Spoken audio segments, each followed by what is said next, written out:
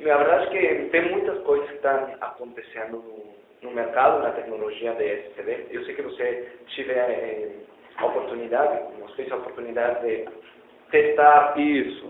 No computador, já experimentou essa diferença, que grande no computador. Eu acho que é uma das poucas tecnologias que o usuário verdadeiramente percebe que tem uma mudança grande. Tem muitas coisas que estão acontecendo, a tecnologia assim, está mudando, mas também não tem nada mais atrasado como o HD. Quando abrimos o computador, tudo ha evolucionado, já praticamente nada é mecânico, porém o HD ainda tem o bracinho, o disco que gira. Então, por isso que a percepção do usuário, quando ele já começa a utilizar o SD, é bem grande. O que eu posso falar? Para mim, que não tem nada mais que falar, que é experiência. Inclusive, esse teste que eu fiz do SV300, né? De propósito, eu peguei um notebook antigo, que eu tinha um notebook de uns 4 anos, ou talvez mais, uns 5 anos, que tinha pifado o HD, para minha sorte, aí eu coloquei esse SSD e a máquina ficou deliciosa. Então, tanto que o foco do meu texto, quando eu fiz esse teste, foi esse. Olha, se uma máquina antiga teve esse benefício todo com esse SSD, a máquina nem tinha condição de desfrutar do máximo desempenho, que era uma interface SATA mais evoluída e tal. Se mesmo assim foi tão legal, imagina isso feito com uma máquina nova, com uma máquina que suporta. Então, assim, acho que esse é um ponto que, como você disse, é muito perceptível, né? É muito forte a sensação, a diferença quando você passa a usar essa tecnologia, né? Está certo. E uma das coisas que achamos que não é tão simples de ver, o análise que geralmente o pessoal faz, é qual é o custo de giga. Aí quando você faz um custo de giga, às vezes não está enxergando todos os benefícios que você tem quando faz esse análise. Como você falou, num computador velho, quando tivesse custado trocar o computador. E qual que ia ser a diferença de percepção ou a experiência que você ia ter por trocar esse computador. Então, uma coisa que nós estamos achando, que agora mais e mais empresas, e sobretudo integradores que estão trabalhando com equipamento, ou que desenvolvem equipamento que é feito para aplicativos específicos, eles estão fazendo já uma análise do retorno do investimento. Aí eles já não só estão analisando qual é o custo de giga, mas eles estão analisando também qual é a taxa de falhas, como está diminuindo essa taxa de falhas, como está baixando o nível de consumo de energia do equipamento, como está baixando também o nível de, por exemplo, de falhas ou por temas mecânicas, ou às vezes também os equipamentos não têm suficiente capacidade de resfriamento. É verdade, o aquecimento é importante. O aquecimento é um tema bem importante. Você tem que trabalhar com o computador nas pernas, dá para perceber.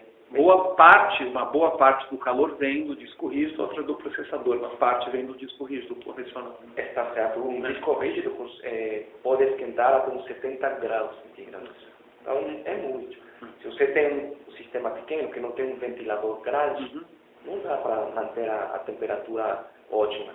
E a verdade, o que temos visto nós, que além da velocidade ser um fator muito bom, que faz diferença, a principal razão, o motivo por o qual os parceiros e os clientes, os usuários estão mudando, é pela diminuição de falhas. Sim. É mesmo. Como você falou, já aconteceu nesse computador, o custo de ter uma falha é grande. Tudo bem, pode ser seu computador pessoal, é horrível, porque aí você pode ter as fotografias que jamais voltará a ter de viagem, por exemplo, de algum evento importante, um casamento. Mas quando estamos falando de informações de trabalho, aí tem custos. O fato de ter, por exemplo, uma pessoa que está trabalhando em um lugar longe, onde provavelmente não temos uma área de suporte técnico, e ter uma falha aí tem um custo, porque hoje, sem computador, praticamente não conseguimos trabalhar. É nossa ferramenta de trabalho. Você comentou uma coisa sobre a comparação de custo por gigabyte, que não é correto, não é justo, porque são tecnologias muito diferentes. Mas quando o SSD surgiu, era abissal a diferença, era desse tamanho, imensa. E essa diferença de custo custo ela vem reduzindo. A minha pergunta é, ainda há espaço para se aproximar um pouco mais, que nunca vai ser o mesmo custo. Uma tecnologia mecânica, magnética, outra são chips, são memória flash, elas nunca um vai encontrar com a outra, mas ainda tem espaço para se aproximar mais o custo do... Ainda tem espaço para se aproximar, vai continuar acontecendo. À medida que muda também as características dos chips, por exemplo, o ano passado estávamos trabalhando com chips de 24 nanômetros, este ano já estamos trabalhando com SSD que utilizam chips de 19 nanômetros. Então, por um lado, isso faz que possa se aproveitar mais da tecnologia NAND, mas a verdade é que, aunque sim, vai acontecer e vai chamar, o preço do SSD está relacionado com o preço do chip NAND. Então, depende muito de como está o mercado de NAND, como que vai ser o mercado do SSD. Como se sabe, os mesmos chips que se utilizam hoje para a fabricação do SSD são os mesmos chips que são utilizados para a fabricação do pendrive, de cartão de memória, de micro SD, SD. São os mesmos, mas o chip direcionado para o SSD tem algo a mais, que ele responde mais rápido. Né? Além disso, os chips são mais rápidos. Também os mesmos chips que se utilizam para a telefonia celular. Mas, além disso, tem muito mais forças internamente, como o controlador. Podemos falar que o controlador é o cérebro do SSD. O que faz que seja tão inteligente? E isso também é uma característica bem importante. Às vezes, quando nós olhamos as características de um SSD, o que olhamos é a capacidade e olhamos também a velocidade de leitura estética. É o que dá para olhar. Mas, na verdade, internamente, as unidades de tal sólido têm muitas características internas que fazem que seja bem diferente, mesmo que tenha a mesma velocidade de leitura e escritura da unidade, com respeito de outro. O controlador é um dos elementos que fazem essa diferença. O que pode fazer um controlador um com respeito ao outro? Por exemplo, Kingston agora está mudando praticamente todos os nossos controladores, mesmo nas linhas menores, são LSI, que era antigamente Transforce. Os controladores, por exemplo, vou falar um pouco da tecnologia de servidor, que acho que é interessante, considerando o que você falou agora, de seu perfil. As unidades para o servidor, quando você olha, a unidade pode ser de 120 GB. Uma outra unidade é de 200 GB. Na verdade, que essa unidade de 100 GB, internamente tem 120 GB. Por que nós deixamos um espaço, que nós falamos de sobreaprovisionamento? Nós deixamos esse espaço adicional para aumentar o desempenho da unidade e para a unidade não diminuir o desempenho conforme começa a encher com dados. Puxa, eu não sabia que existia essa reserva dentro do SSD. Até estou interessado em saber um pouco mais. Quer dizer, é para efeito de desempenho, não é vida útil? É para efeito de desempenho e vida útil também, mas na verdade é mais para desempenho. Porque o que eu conheço da tecnologia de SSD é que existe um número finito de ciclos de gravação. E que às vezes, é claro, é um número grande, mas assim, até alguns fabricantes poderiam, pelo que vocês fazem, prever um espaço para distribuir essas gravações para que demore mais para acabarem os ciclos. Mas então é isso e também desempenho. E também desempenho. Posso falar um pouco mais na frente, mas se você alguma vez experimentou as primeiras unidades que saíram no mercado, o que acontecia no começo, o desempenho era ótimo. Aí quando você começava a encher com dados, elas começavam a perder desempenho. E o desempenho começava a piorar. Hoje, o fato de ter sobreaprovisionamento, em parte para isso, a unidade também tem uma inteligência interna que é conhecida como coleta de lixo. O que faz quando você tem dados, mesma coisa que no SSD, no HD, quando você apaga as informações, na realidade que não apaga as informações, só está apagando o link para ter os dados. Mesma coisa acontece aqui. Então, quando você tem que apagar as informações em verdade, demora tempo. O fato de ter um espaço adicional faz que esse processo seja feito nesse espaço adicional para não perder o desempenho tendo que apagar os dados dos chips que estão desse lado, que são as informações úteis de verdade.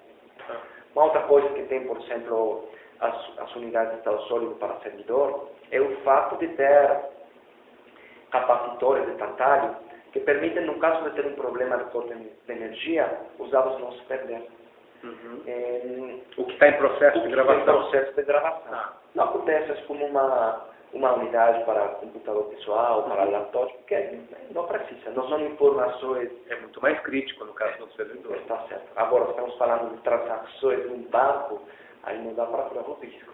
Então, foi legal você ter citado isso, porque quando surgiram, a tecnologia do SSD surgiu, eu lembro que alguns fabricantes, eu vou citar um deles porque eu tive uma conversa com o pessoal da Intel, eles me falaram que eles estavam apostando mais, quer dizer, inicialmente no segmento corporativo, porque é onde até você tinha mais condição financeira de investimento na tecnologia e também porque você pode fazer uma agregação de 4, 8, 10, 15, 20 SSDs em array, isso dá um desempenho absurdo para aplicações como banco de dados, etc. Então, assim, para esses tipos de aplicação também mais sofisticadas, como essas, né, de você acesso ao banco de dados, eu não conheço a linha corporativa da Kingston, adoraria conhecer, né, mas assim, me fala um pouquinho mais, por favor, dessa linha corporativa dos SSDs. Né? Eu entendo que você já falou que elas têm essa segurança a mais, que é legal, mas como é que a Kingston está trabalhando com esse mercado corporativo? Então, quer que fale um pouco da tecnologia mais? Um pouquinho da tecnologia e do mercado. Agora que você falou também da quantidade infinita que você pode programar cada uma das células, esses chips que são utilizados nos SSD servidor têm uma durabilidade 10 vezes maior a durabilidade que tem 10? Puxa. Isso. A durabilidade que tem um SSD para notebook. É claro, a empresa é muito mais frenética a movimentação de dados do que do seu próprio notebook pessoal, né? Está certo. Para você ter uma ideia, num computador pessoal, uma pessoa que escreve muito, ele pode escrever na faixa de 1.7 GB num dia. Que já é muito, né? Eu não gero essas informações no meu computador.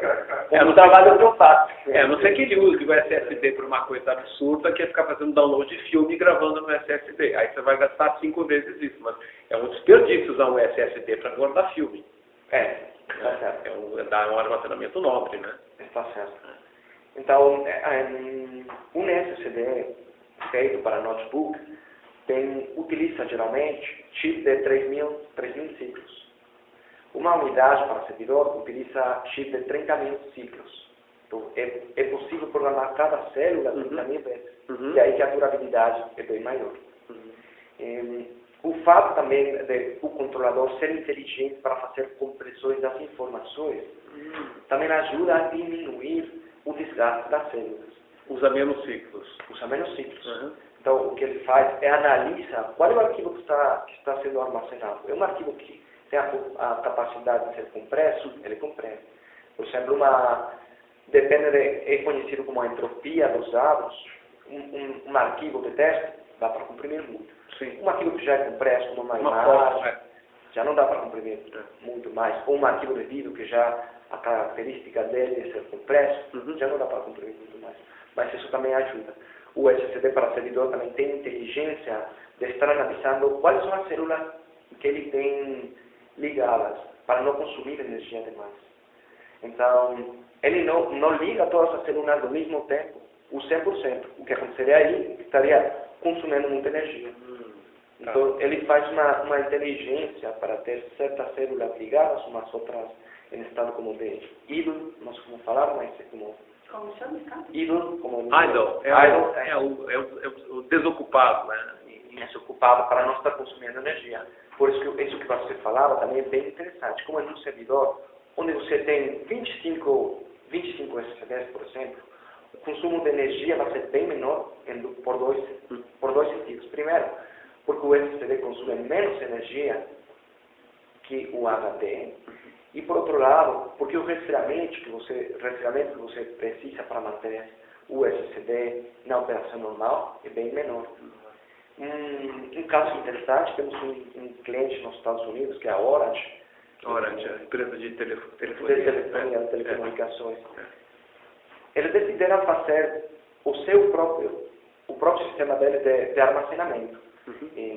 Eles conseguiram aprender, eles utilizaram unidades de usuário para servidor, corporativo que eu falo, 24 unidades, utilizaram controladores mega-high da NCI, eles conseguiram atender a 1,8 milhões de IOPS. Puxa vida, bastante. É bastante, porque geralmente estas soluções são feitas por algum sistema proprietário de armazenamento, mas eles falaram, nós vamos fazer porque nós queremos ter um bom retorno do investimento, não queremos comprar uma solução proprietária, e eles fizeram a engenharia e obtiveram esse nível de leitura e escritura, e estão começando a replicar e utilizar nos aplicativos de missão crítica. Agora, respondendo a sua pergunta, como que Kingston está fazendo para trabalhar essa linha de produtos, nós estamos trabalhando através das nossas revendas. Então, estamos tentando aproveitar o relacionamento que eles já têm com corporativos para nos aproximar e para trabalhar em conjunto com eles. Kingston não vende diretamente para nenhuma conta corporativa, para nenhum usuário final.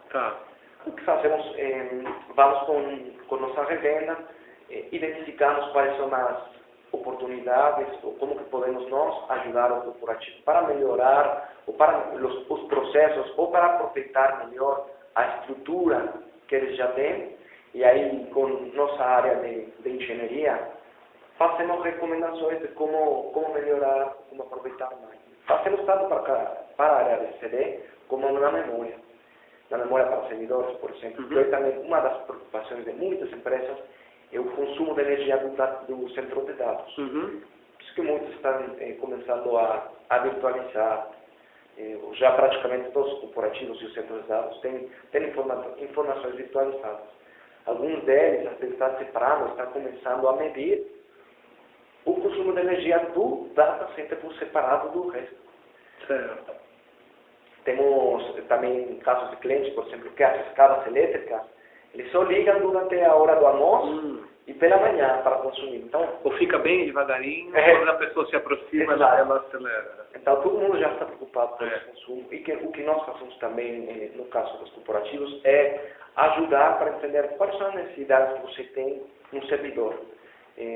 Fazendo um bom análise, uma boa estratégia do consumo do servidor, pode ser deixar de consumir 10% no mínimo, até muito mais, dependendo de quais são as características e as necessidades de cada servidor. Uma coisa ainda sobre a parte do SSD corporativo, se nós pegarmos aí os grandes fabricantes de storage, né, como EMC, HP, Dell, enfim, os fabricantes que tem por aí, todos eles já oferecem soluções muito interessantes do ponto de vista de gerenciamento do ciclo de vida da informação, que é você ter uma parte de storage contendo SSDs, uma parte contendo HDs de tecnologia SAS, outros de SATA, e aí o próprio storage vai colocando a informação mais usada no dado, no HD mais rápido, menos usado no mais lento, enfim. Então todos eles agora têm opções dos seus storage já virem com uma bateria de SSDs.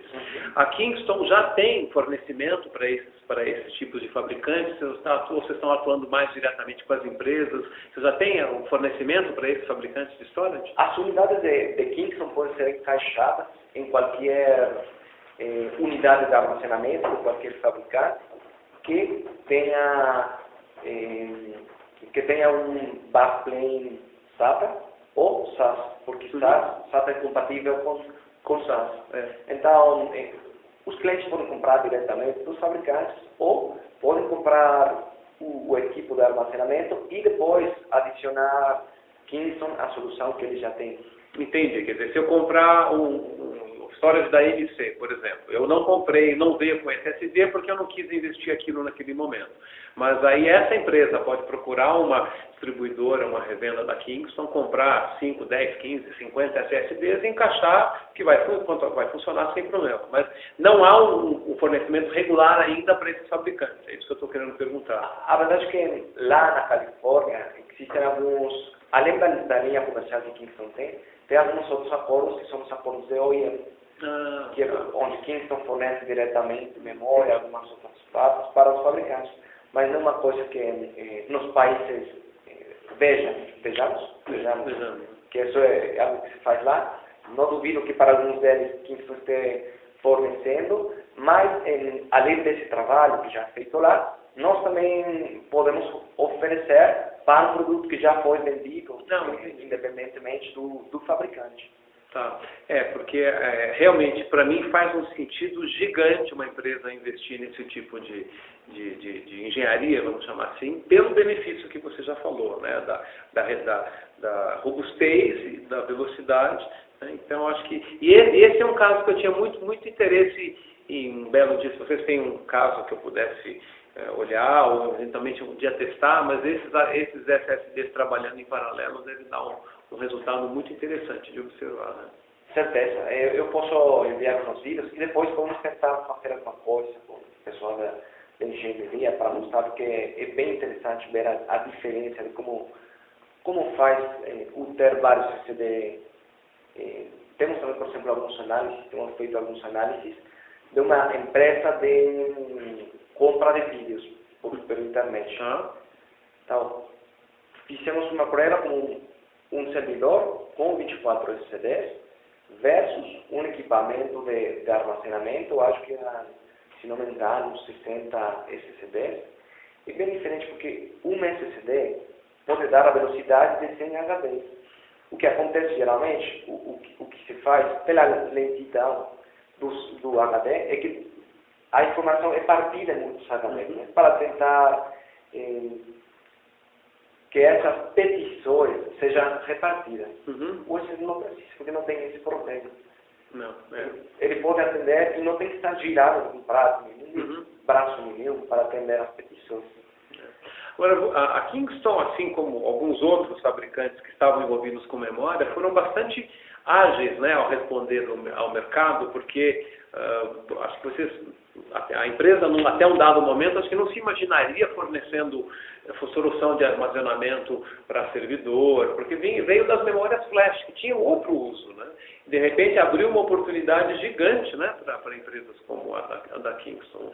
O pessoal dos HD tradicionais aí vão ter que se reinventar, senão daqui a pouco... Claro que não vão sumir os HDs magnéticos, mas eles vão ter que se reinventar de alguma forma. Está certo, a gente tem essa oportunidade de nós já estar trabalhando no mercado de flash. Então, os insumos são praticamente, ou muitos são os mesmos. Então, como você falou, essa oportunidade veio e agora estamos desenvolvendo também. Teve uma coisa que você falou que eu até fiz um comentário em cima, só queria ter certeza que eu entendi direito. A memória flash que é utilizada no SSD, essencialmente é a mesma dos pendrives. O que difere, da grande diferença no desempenho, é a controladora. São várias coisas. Ou a memória também é uma memória um pouquinho mais sofisticada. O único que é o mesmo é o chip. Mas, além do chip, tem uma arquitetura. Então, a arquitetura pode ser muitas coisas. Por exemplo, você tem a possibilidade, já falamos, uma das coisas é o controlador. Além disso, você tem canais internos. Uma unidade pode ter 10 canais, pode ter 8 canais. Isso parte da arquitetura também. Uma unidade pode utilizar chips síncronos ou pode utilizar chips assíncronos. Isso também vai fazer diferença no desempenho. Então, por exemplo, aí podemos falar que é como ter dual channel ou não ter dual channel. No caso de fazendo analogia com a memória. Fazendo analogia com a memória. Então, não só é o chip é a base, mas tem muitas considerações que fazem a diferença em como que vai ser o desempenho. O que eu falava para você, por exemplo, de que tão inteligente também são os algoritmos que tem internamente a unidade, se tem um bom sistema de compressão, se tem um bom sistema de coleta de lixo, se faz um balance das cargas do chip que está ligando, desligando. No caso das unidades, por exemplo, também para servidor de Kingston, tem uma tecnologia conhecida como DuraWrite, que é precisamente para manter a durabilidade das células com esse sobreaprovisionamento. Mas também tem uma outra tecnologia conhecida como RISE, que você conhece o que é o arreglo RISE? Sim, RISE 1, 0, 5, 6, enfim, para você colocar os HDs em emparelhamento. Né? Então, internamente, essas unidades têm uma espécie de RISE em chips. Tá. Aí, se você tiver algum problema com uma célula, ou com um chip, ou com um bloco inteiro, ele consegue reproduzir essas informações porque já colocou os dados de maneira que podem ser reproduzidos se tiver algum problema. Quer dizer, tem uma segurança extra. Tem uma segurança essas informações. Além disso, também tem encriptação de dados. Hoje, o problema comum também é o roubo do computador. Opa. E as informações são praticamente dos ativos mais valiosos que as empresas hoje têm. Então, por exemplo, se um computador é roubado e os dados estão ali, qualquer pode utilizar. Imagina uma empresa de banco, uma empresa de tecnologia que está desenvolvendo algum produto. É perigoso, o custo alto. Sim. Uma maneira simples de resguardar os dados é ativando a encriptação, que já nossos SSD tem. A unidade que você citou também, a D300, já tem encriptação inclusa. Então, só é ativar essa possibilidade e é mais uma outra vantagem que tem a unidade, né, para o asseguramento das informações dentro do SSD. E em relação ao processo de fabricação, tanto das memórias, quanto o SSD, quanto a memória RAM, enfim, o quanto a Kingston depende de terceiros, né? Por que eu estou perguntando isso? Quando houve aquela inundação lá na Malásia, Tailândia, os fabricantes de HD ficaram todos atrapalhados, o mercado desestabilizou, o preço do HD foi lá para cima e tudo. O que eu queria entender é o quanto vocês adquirem de componentes de fora ou chegam no limite de comprar areia, fazer o waffle, fazer você sabe, o quanto vocês têm de autonomia, porque isso pode ser ou não uma vantagem competitiva, né? Kingston tem uma empresa filiais para fazer todo o processo desde o wafer, né? Tá. Batendo do wafer. Só que nós não utilizamos para todos os nossos produtos. Mesmo que Kingston tenha essa facilidade, só utiliza para certos aplicativos, para certos produtos que nós desenvolvemos internamente. Mas também nós temos facilidade de comprar chips de alguns outros fornecedores de chips. Tá. Então, tem as duas possibilidades. Temos as duas possibilidades, o que ajuda, como você falou, para não ser tão dependente de alguma na cadeia. Né? Porque se alguma coisa na cadeia rompe, o processo não anda, né? Está certo. E em relação ao grau de adoção, né, dessa tecnologia do SSD, tanto no lado pessoal quanto do lado corporativo. A gente está observando que isso vem vindo, mas como é que você imagina que isso vai acontecer daqui para frente? Essa adoção segue num ritmo lento, ela vai acelerar? Como é que você vê a adoção dessa tecnologia? Nós estamos vendo que está acelerando e por isso continuamos no desenvolvimento de novos produtos. Estamos enxergando que temos mais empresas e mais pessoas que já estão adotando a tecnologia. Por exemplo, no caso de servidores, além da linha que falei agora, a gente está desenvolvendo uma linha menor. Uma linha mais simples, mais barata, para atender aquelas necessidades de pessoal que já quer comprar, mas que não precisa toda essa durabilidade que já falamos. Mas também estamos desenvolvendo uma outra linha top, além da que já temos, uma que vai ser PCI Express, que vai ter mais feita para o centro de dados, para os equipamentos ainda mais robustos. Quer dizer, ao invés de usar uma interface SATA ou SAT, vai ser uma interface PCI Express, você coloca um cartão que tem armazenamento lá, é isso? Está certo.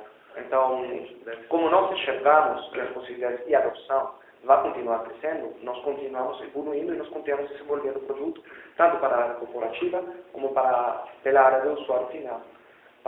Pela área do usuário de consumidor, a série B300, que você falou, é a nova, mas também estamos trabalhando na evolução das linhas para o mercado de gaming. Então, temos uma linha HyperX e ainda já temos na frente, já temos pensado evoluir com essa linha. Também nos gamers, e sobretudo no Brasil, é um mercado bem importante que agora que começaram a utilizar e a testar, estão gostando. Então, nós estamos vendo que vai continuar crescendo, que continua por ali, e nós continuamos produzindo e desenvolvendo tecnologias para todos os mercados. Né? Ok, são duas coisas importantes que você comentou. Essa história do produto interface PCI Express. Eu não sei se eu estou entendendo errado, mas tanto pode ser o HD de uma máquina sofisticada para um gamer, quanto pode ser um grande volume, uma grande capacidade para um data center. Para qual dos dois lados? Não, a verdade é que a gente vai ter duas linhas diferentes de PCI Express. Uma que é para o data center e uma outra que é para o gamer. Então já estamos desenvolvendo, estamos trabalhando nas duas, mas tem condições e tem características distintas. Como falamos, por exemplo, o data center, nós esperamos que a leitura e a escrita seja muito alta. Pelo tamanho que você pode fazer o produto no PCI Express, uma placa semelhante a uma placa de vídeo, dá para trabalhar com muitos canais em paralelo e levar o desempenho para as estrelas, né? Isso. É essa a ideia, um produto sofisticado assim. Um produto sofisticado para suportar muita leitura, muita escrita a uma velocidade bem grande. Para fazer um comparativo, um HD normal tem uma leitura e uma escritura na faixa de 50 megabytes de leitura e escrita. E às vezes 70, né? Por aí, mas mal chega a 100, não chega a 100. O SSD B300, que foi o que você experimentou, 450 de leitura e escritura. O SSD para servidor está na faixa de 500, mas uma unidade PCI Express, essa pode chegar a 1800. Uau! Então faz uma diferença grande para um centro de dados, por exemplo. Puxa vida. E esses produtos estão tanto na linha gamer, que vai ser um segmento, quanto a linha corporativa. Isso está em desenvolvimento, ainda não chegou no mercado. A previsão é para quanto tempo? Não tenho a data certa agora, mas depois... 2014 ou ainda é 2013? Acho que ainda é 2013, mas eu preferia confirmar para você. Mas acho que vai ser até o final deste ano. Tá. E porque eu já vi esse tipo de produto como uma solução mais de nicho. Eu vi um ou outro fabricante que oferece uma solução desse tipo, mas eu só vi isso para segmento de game. Você entra nesses sites aí de compras de produtos de informática americanos e tal, de vez em quando você tropeça numa placa dessas. Mas é interessante saber que isso vai ser uma alternativa para o mercado corporativo e provavelmente de embora mais caro, mas de alta capacidade. Exatamente, com a placa grande você pode colocar muitos chips lá. Né? Não estamos falando em 60, 200, 300 GB, pode ser bem mais até do que isso, uma placa dessa. Não, acho que o maior está pensado para ser 400 GB. Que é bastante. Hoje a unidade máxima para o servidor é de 400 GB. Tá, mas o servidor hoje é formato SATA SATA. É formato SATA SATA. Tá. Isso. E a gente também, não falei, mas a gente também tem uma outra linha, que é a linha MSATA. Então, por exemplo, agora que é a Ultrabook... O MSATA é o híbrido? Não? O MSATA é o menor. É uma plaquinha mini PCI. Tá. Então, está sendo utilizada, por exemplo, para o Ultrabook. Tá. Agora faz sentido. Você conseguiu me fazer entender uma coisa que há algum tempo eu não entendia. Esses fabricantes de Ultrabook que inicialmente usavam só SSD, para fazer um custo mais eficiente, passaram a utilizar o tal do MSATA 32, MSATA 64, junto com o HD. Então você tem um SSD pequeno, entre aspas, mas que é suficiente para dar aquele aceleração, mas alguma coisa na máquina, não sei se é BIOS ou coisa parecida, faz aquilo ser encarado como um disco único. É mais ou menos isso, né? Tá certo. As primeiras gerações da Ultrabook utilizavam, como você falou, um SSD menor e um HD para armazenamento massivo das informações. Alguns deles, algumas placas, às vezes por software, têm a possibilidade de utilizar como se fosse um cachê. Todos os dados que são mais utilizados eram colocados no SSD, ou são colocados no SSD, e as informações que você não precisa tanto, coloca no HD normal. Hoje, as novas gerações de Ultrabook já estão utilizando o SSD como tudo o armazenamento. Sim. E a sua estratégia, porque é mais liviano, a energia dura mais.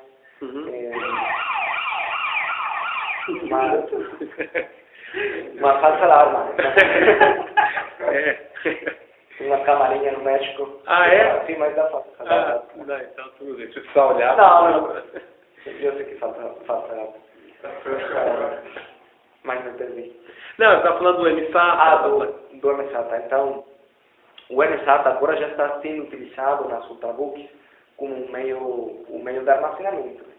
Agora, tem alguns fabricantes de HD, aqueles tradicionais fabricantes, como o Seagate da vida, que tem os híbridos, mas que provavelmente esse fabricante ele não tem a expertise nos chips NAND, Flash, então ele adquire isso para incorporar. Vocês fornecem a tecnologia para algum desses fabricantes? Nós não fazemos, e nós não desenvolvemos nem fabricamos HDs híbridos. É uma solução melhor que o HD, mas nunca vai ser comparável. Não, eu imaginava que eventualmente a Kingston fornecesse o pedaço SSD do HD para ser integrado por eles. Ou não sei se... não é o caso. Não é o caso. Tá o Kingston só trabalha com SSD 100% SSD. Tá, eu entendi. E no mercado brasileiro, né? Esse produto que eu testei, 60 GB, né? O USB é 60 GB. Que assim, se você comparar com um HD de um notebook que você compra normalmente, ele é bem menor. Mas eu garanto para você que a experiência que eu tive no meu teste, né, que foi colocá-lo num notebook antigo, ele ficou tão bom que aquela máquina, para o uso rotineiro, que não exige armazenamento grande, ele é ótimo, né? Você usa, liga rápido o Windows, desliga rápido, chama o programa. Agora, esse produto, ele é um produto de prateleira no Brasil? Eu vou numa Calunga? Como vocês estão trabalhando esses produtos aqui no Brasil? Hoje, estamos trabalhando em algumas lojas mais especializadas, mas lojas de tecnologia, e não em todas as lojas de varejo. Virtual ou física, as lojas? Tanto virtual como física. Então, lojas físicas, temos o produto, e lojas virtuais também. O que nós fazemos é quando você entra no site de Kingston, se você procura onde comprar, aí temos uma diferença por tipo o produto e onde que você quer comprar. Está procurando uma unidade de estado sólido, você quer comprar na loja física, essas são as opções. Você quer comprar com um ITEL ou e-commerce, essas são as opções. E você consegue comprar pelos dois canais. Entendi. A gente tem essa lista de lojas que a gente indica onde comprar o produto, né? Isso. Mas o que temos enxergado, que para o caso do SSD, o e-commerce é um canal bom, tem muitas pessoas que gostam da tecnologia, que conhecem a tecnologia do SSD, e o pessoal que está procurando por coisas novas. E eles gostam de comprar por meios eletrônicos também. Sim, né? Deixa eu abrir um parênteses. Teve um assunto que me veio à cabeça agora, que eu acho importante da gente colocar.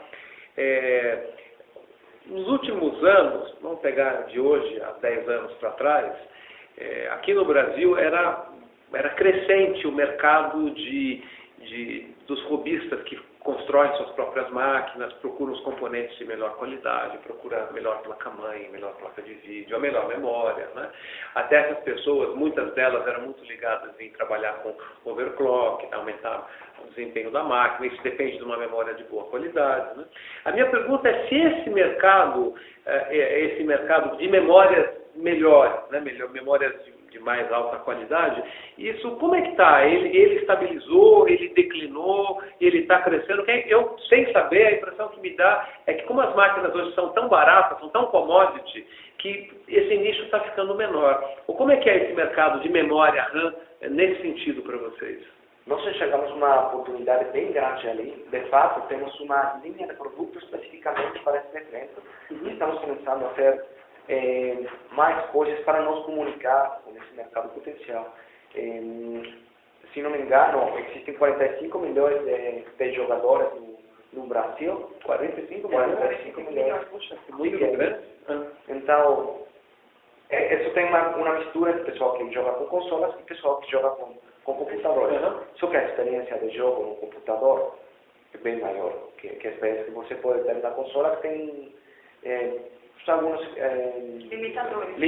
O console é ótimo, porque pela praticidade. Mas ele fica estagnado por 3, 4, 5 anos. No seu PC você pode mexer a cada 3 meses, se quiser. Pode mexer. A experiência de jogo, dependendo do tipo de jogo também, é muito mais simples num computador. Nós enxergamos que existe um grande potencial. O ano passado, nós começamos a lançarmos uma página de Facebook só especializada para essa linha de produto que é conhecida como HyperX. Participamos do BGS, não sei se você conhece o evento. Já ouvi falar, não participei, mas eu conheço de nome. Esse ano a feira recebeu 100 milhões de visitantes. Puxa, Não, 100 mil. 100 mil. 100 milhões seria algo real. Talvez, não. 100 mil jogadores. É impressionante quando você olhava fora, o lugar estava lotado. Tinha pessoal que estava formado, sim. Na fila só para comprar ingressos para o seguinte dia. Entendi.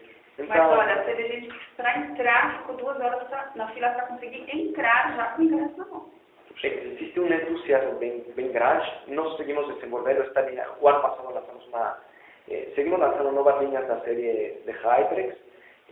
Lançamos a Predator, que é o nosso top, uma velocidade maior. Lá fizemos também, levamos o pessoal para fazer o overclocking, para mostrar como fazer o overclocking. Nós estamos trabalhando também para dar a conhecer essa linha que a Kingston tem e que provavelmente não temos feito o trabalho de difusão suficiente, mas que estamos certos que adeptos ou seguidores têm. Quer dizer, é um nicho significativo, ele é forte, ele permanece forte, mas ainda é um nicho. Né? Você não... 45 milhões já não é tão nicho. Quando a gente fala só em gamer, a gente pensa nos 45 milhões, mas a gente tem que lembrar também dos editores de vídeo, a gente tem os que fazem conteúdo, né, que precisam trabalhar com arquivos grandes. Então, na verdade, são todos os que trabalham no nosso telefone. Que precisam de um equipamento melhor, por conseguinte, uma memória melhor. Além dos jogadores, nós enxergamos que a demanda dos meus produtos também está acontecendo com o pessoal profissionista independente. Como fala a Sheila, o diseñador gráfico, o arquiteto. São pessoas que dependem do computador para fazer o trabalho deles. Que às vezes fazem um processo de rendering, por exemplo, ou uma análise matemática para não sei se existe aqui, um matemático aplicado, pode demorar horas. Qual é o custo da hora dele ficar 4 horas sentado, porque o computador está fazendo o processo. Nós enxergamos que os produtos de alto desempenho já não só atendem o pessoal que está procurando, o que gosta da tecnologia, o que gosta de jogar, mas também para outra linha de profissionistas que podem aproveitar essas vantagens da tecnologia para melhorar, para fazer mais simples a vida deles e mais rápido o trabalho também. Porque no segmento de memórias standard, né, a impressão que me dá é que nunca se vendeu tanta memória, né? Como memória comum, você compra memória de notebook, memória de PC, não essas memórias mais sofisticadas. E vocês, pelo menos tinham, ainda tem bastante produto nesse segmento, memórias standard. Temos. O Kingston tem uma linha de produto específica para os computadores, para cada computador. Não sei se você conhece o site, mas se você coloca, por exemplo, a marca do computador que você tem, coloca o modelo do computador que você tem. Recomendo uma memória. Aí fala que configurador de memória, então você... Qual é a memória específica? Tem uma linha Value, inclusive, não é? Value, é isso. Temos. Então a gente tem que é a linha de entrada. É a linha que é feita para quem monta o computador. Sim. E temos outra linha, que é a linha proprietária, para quem compra o computador de marca. Aí não corre o risco, porque sabe que a memória certa parece que está bem. Aí fala também nas características, tanto nos computadores básicos como nos servidores. Mas aí quando você fala que o site recomenda a memória certa, provavelmente será uma memória velha, mas uma DDR 1133, outra 1333, ou 1600, é mais em função da frequência da memória, né? Não, Kingston faz uma memória especificamente para os computadores de marca. Tem um chip que tem as informações, que se chama SPD. Assim, quando você liga o computador reconhece qual é a memória. E a memória é desenvolvida para esse equipamento específico. Entendi. Ela é um OEM, de certa maneira, ou não? Não chega a ser? Não falaria que não é, mas eu falaria que uma memória desenvolvida para cada computador específico. Entendi. Então, aí ele é desenvolvido para aquele sistema, né? Para aquele sistema da Dell, da HP, Lenovo. Então, aí você está certo de que está utilizando a memória, que vai adquirir a memória certa para esse computador, com umas características que vai ser reconhecida e que vai aproveitar a vantagem que tem esse computador. Aí também, dentro desse configurador, nós falamos se tem dual channel, se tem triple channel, quad channel, fazemos as recomendações. Dá todas as opções. Esse computador tem dual channel, é melhor para você colocar 2 pentes de memória, não só um, para conectar essa vantagem. Máximo pode crescer até 8 GB ou 16 GB, ou dependendo do servidor, 128 GB, 112. Agora, eu me lembro, recentemente eu não tenho muito mais ouvido falar disso, ainda bem, mas eu me lembro há alguns anos atrás que era muito comum encontrar produto Kingston, principalmente pendrives falsificados aqui no mercado. Isso deve ter dado uma dor de cabeça gigante. E ainda existe isso? Vocês estão sendo vítimas ainda desse tipo de situação? Porque era muito ruim. Ainda existe. Menos do que já teve. Sim, acho que menos. Mas ainda tem. Porque eu me lembro de pessoas que compravam, na época, os pendrives de 16, que era... E tinha um. Não, pois ou acontecia isso, não tinha um, ou era lentíssimo, ou ia formatar, não formatava tudo, ia comprar lá na barraquinha da Avenida Paulista, né, aquela, como é que chama aquele...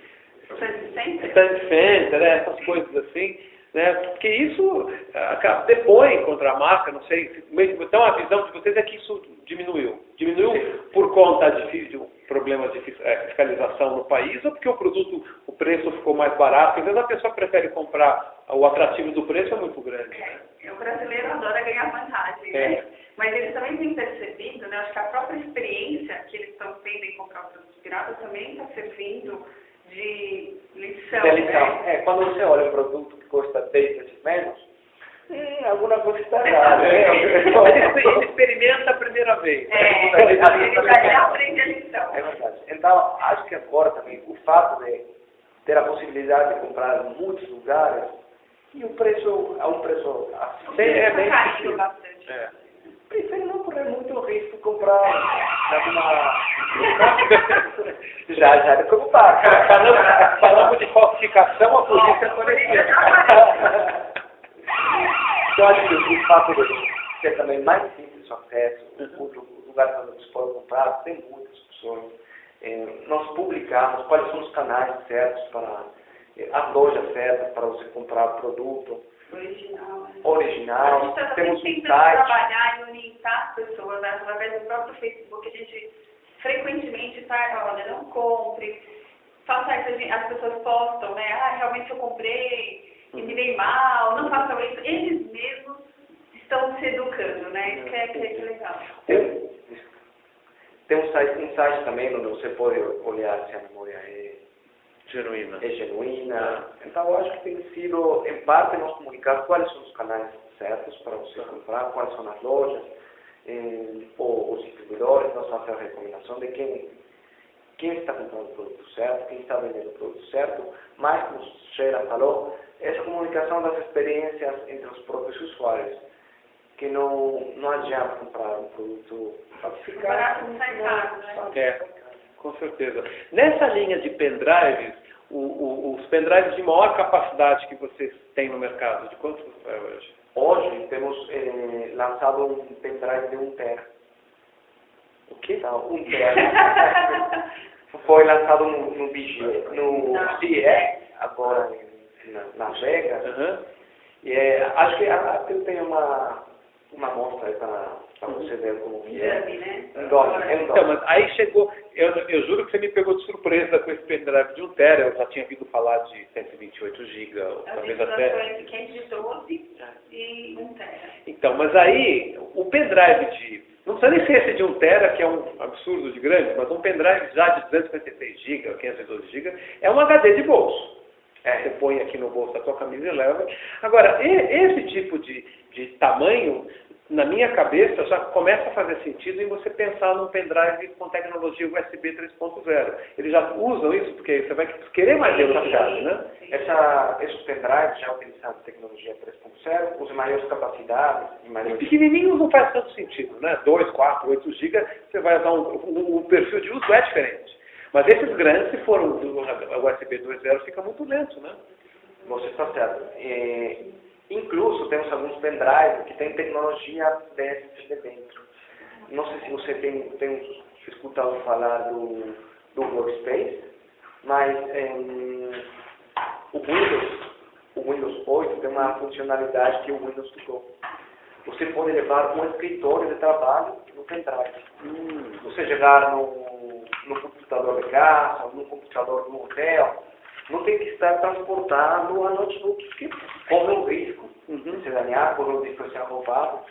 Aí quando você utiliza essa unidade Workspace, você leva o escritório, seu perfil, com todas as características no bolso. Aí essa unidade, além de ser feita para utilizar o 3.0, tem parte da tecnologia do SSD embebida ou inclusa dentro do mesmo pendrive. Quer dizer, o SSD e o pendrive compartilham os mesmos chips, mas a arquitetura é diferente, conforme você me explicou. Na medida que o pendrive começou a ficar grande, ele meio que está se misturando com o SSD. Eles estão se misturando, a tecnologia está chegando próximo. A tecnologia está... Você pode me dar licença? Claro. Porque eu fiz a reserva pra gente no restaurante e a reserva só dura até meio-dia 15. Ah, não. Então eu vou na frente e fico esperando vocês lá. Pode ser? Um minutinho estamos lá. Não, Muito fica obrigado. eu vou beliscando. É que a conversa vai estar animando, uma coisa vai puxando a outra. Então fica aguardando. Não, a gente já está lá. Então, aqui no Brasil, nesse segmento de pendrive, porque graças a Deus o pendrive matou os antigos disquetes, né? Graças a Deus. Eu usei disquete de 5/4, eu usei disquete de 3,5, quando começaram a surgir. Eu tenho guardado em casa pendrive de 16 mega, 64 mega, não foram os primeiros, né? Então, e hoje em dia, aqui no Brasil, se eu for no varejo procurar um pendrive grande da Kingston, o que existe assim facilmente localizável? O de 1 TB, obviamente não. Mas o que você acha? O de 1 TB, na verdade, ainda não está no mercado ainda. Ah, foi mostrado só. Esse mesmo modelo que é o Data Server Predator, ele vai ter em 2 versões, 512 GB, que já está no mercado, e o de 1 TB. Tá. O de 1 TB está para ser lançado nesse primeiro semestre, né? Já foi anunciado, mas... Foi anunciado, já foi desenvolvido, mas não está no mercado. Mas o que você pode conseguir facilmente, de 6 GB, 32 GB, dá para conseguir. Então, esse 16 e 18 você acha, o varejo acha fácil, mas de 100 para cima, você tem trabalhado? Sim, mais que você tem que comprar pelo e-commerce. Ah, entendi. Na verdade, pelo e-commerce, você consegue comprar qualquer produto de Kingston, mesmo que não encontre na loja. Essa funcionalidade, a gente tem um site que é a Kingston Store, onde você consegue comprar a HyperX de maior velocidade, ou consegue comprar uma memória para servidor também, mesmo que você esteja em São Paulo, ou em qualquer cidade, ou em qualquer lugar do Brasil. Você tem a possibilidade de conseguir qualquer produto do Kingston pelo e-commerce. Tá. Não, entendi. Então, precisando, o canal recomendado para obter esses produtos mais high-end é realmente pelo e-commerce, não pelo site da Kingston. Lá vai ter a indicação de onde eu posso encontrar. A Kingston não vende diretamente. Não, Kingston tem uma loja que é a Kingston Store, que é um parceiro da gente, mas temos também outros parceiros onde você pode comprar. Entendi. Mas nosso objetivo é ter ou disponibilizar para os consumidores absolutamente toda a linha de produtos que Kingston tem. Tá. Na medida que a Kingston está avançando mais e mais na área de armazenamento, né? começou, vou falar assim, de uma maneira simples, começou com as memórias RAM, partiu para o flash, pendrive, o SSD. Existe intenção, ou se é que já não existe produto, tipo história de simplificados. Eu até vou me permitir citar um exemplo. Eu sou usuário no meu escritório de um dispositivo da Iômega, né? Que ele é só que com HD convencional, né? Você espeta lá 2 HD, 100 de 4 e tal. Na medida em que outros fabricantes, como o Western Digital, que também tem HD, também tem os seus dispositivos de armazenamento, existe intenção de vir um dia ter um storage, seja ele simples ou mais sofisticado, um storage com a marca Kingston. Isso não faz sentido no roadmap da empresa? Por enquanto não está no roadmap, porque se isso que você falou, até não sei se acho que você não tem record, mas a gente está trabalhando com isso. A gente está trabalhando com esse fabricante que você falou agora, para eles incluir o SSD entendi. como parte da solução. Aí você vai, essa caixinha que você comprou, você vai ter a possibilidade de comprar com HD ou com SSD. A gente já está trabalhando nisso, e temos uns projetos lá na Califórnia, onde eles estão fazendo os testes de homologação, para ter essa possibilidade, porque faz diferença. Não. Basicamente é a confiabilidade, né? Eu já tive um dos meus HDs, eu tenho 2, de marcas diferentes até. Um deles, o HD pifou, e eu fiz a besteira, aquela história, né? Em vez de usar em RAID 1, que é o espelhamento, eu usei RAID 0. Maior capacidade. Aí quando pifou o que aconteceu? Eu perdi tudo, né? Aí, bom, enfim, eu tive que comprar um HD novo. Então, aí eu já aprendi. Agora, por mais que eu confie no HD, você não pode confiar cegamente, né? Senão você bota um RAID 0, você perde tudo. Né? Tá certo. E além disso, eu acho que fazer backup tem que separar tudo. Não separar HD, porque também, se o computador, você pode ter um SSD, mas se o computador é roubado, que há pouco tempo Me aconteceu. Eu já passei por isso. Então, a semana passada, também um usuário do México nos escreveu para falar que ele estava trabalhando com SSD de 512 GB. Ele estava adorando, mas que o computador foi roubado. Ele está procurando mais um novo. Então, o backup tem que fazer, eu acho que tem que se fazer de qualquer jeito, né? Para você ter uma ideia, nos Estados Unidos, cada semana, nos aeroportos, são perdidos 12 mil computadores. Perdidos ou roubados, ou os dois? Entre roubados e perdidos? 12 mil? 12 mil computadores. Por semana. Por semana, meu Deus. Somando todos os aeroportos. Tá, claro. Né? Mas é muita coisa. É muita coisa. Eu, quando dei esse dado pela primeira vez, fiquei surpreso. Agora eu faço a cópia sempre de meus dados. Não, eu tive um notebook roubado, por sinal, vou contar muito rapidamente. Eu tinha comprado um notebook em janeiro, final de abril eu fui correr lá na USP, eu gosto de correr, e arrombaram o porta-mala do meu carro e levaram a mochila embora. Tá? Bom, estava pagando o notebook em 12 prestações, eu tinha usado ele por 3 meses e meio. Bom, mas isso não é o pior. O pior é que eu tenho meus cuidados, meu backup, só que aquele dia eu precisava transportar uns arquivos grandes, eu copiei esses arquivos grandes no meu HD de backup e ele estava na mochila. Então roubaram o notebook com o backup. Não pode ser. Não, é horrível. Não é muito prudente, não, você deixar. Porque na primeira vez você ia, mas você na USP, mas bem que a USP também não é complicado. Eu só não fiquei completamente a pé, porque 2 meses antes quando eu comprei o notebook, eu logo em seguida comprei um HD novo e substituí. Então eu tinha feito uma imagem ghost do HD do notebook, mas ele estava 2 meses atrasado. E esses 2 meses me fez ficar 1 ano e meio refazendo coisas que poxa, você me lembra daquilo? Lembra? Aí a ver não tinha, entendeu? Depois de renda... Tem alguns produtos em nuvem, é para isso mesmo. Né? O pendrive agora tem isso eu não conheço. Um aplicativo que você ativa o serviço e faz um backup de uma pasta na nuvem. Quer dizer, você elege uma pasta do pendrive para ela ser jogada na nuvem. Você gera uma pasta dentro do pendrive. Tá. Quando você se cadastra, tudo que você coloque nessa pasta vai ser replicado na nuvem. Aí se você perde o pendrive, pelo menos sabe que suas informações estão seguras. E lá no aplicativo no web, você consegue desligar esse pendrive e ligar um novo. para começar. Para reassociar. Para reassociar. Entendi. Puxa, isso é um software que vem no pendrive? É um software que vem dentro do pendrive. Qual o nome desse? Drive. UR Drive. UR Drive. Isso é novo? Eu não conheço. Já tem tempo. A verdade é que o R-Drive é parte de uma série de aplicativos que tem dentro, né? Tem jogos, tem algumas outras coisas. Porque pendrive, quando você compra, costuma vir uma ferramenta de encriptação, né? Botar senha, né? Uma pessoa esperta não consegue acessar sem a senha. Tudo isso costumava vir, mas eu realmente não conhecia esse R-Drive, você falou? O R-Drive, né?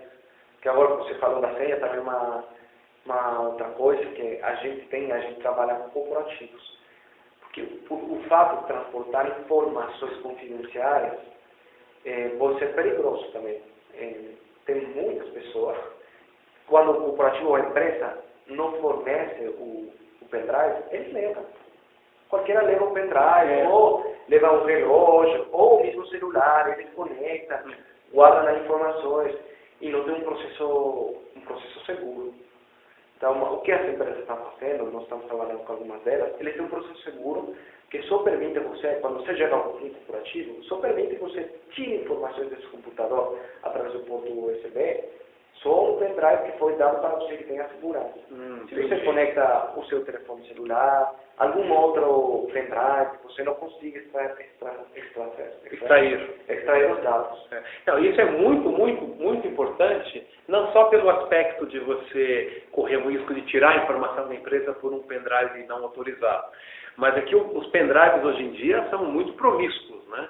Você acha um monte de vírus. Quantas e quantas vezes alguém me empresta um pendrive para me passar um arquivo, o meu antivírus já entra em ação e acha 2, 3, 4, 10 coisas ali. Né?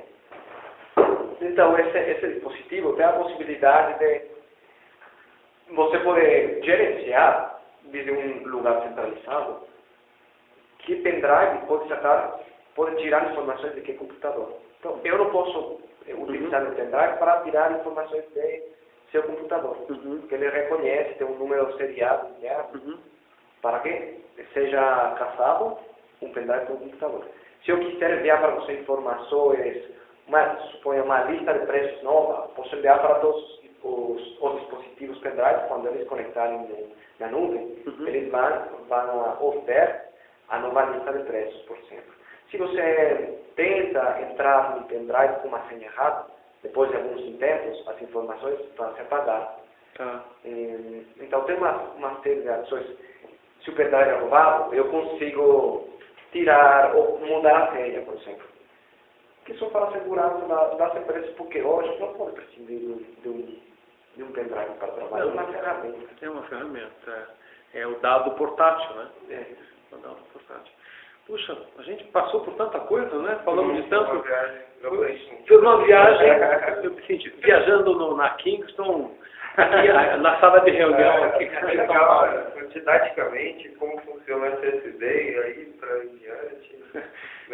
Eu sei que a gente está com o nosso tempo em cima da hora, mas tá uma ótima oportunidade aí. Muito provavelmente, se você não se opuser, eu vou escrever, mas eventualmente vou publicar essa nossa conversa no formato de áudio. Eu acho que ela fluiu gostosa a conversa, acho que é legal do pessoal eventualmente acompanhar. Então, se você me autoriza, eu vou publicar essa entrevista. Se você depois quiser, a gente pode montar demos para você olhar, porque às vezes falavam... Não, isso vai ser legal. Vamos retomar esse contato, que eu acho que tem várias coisas interessantes.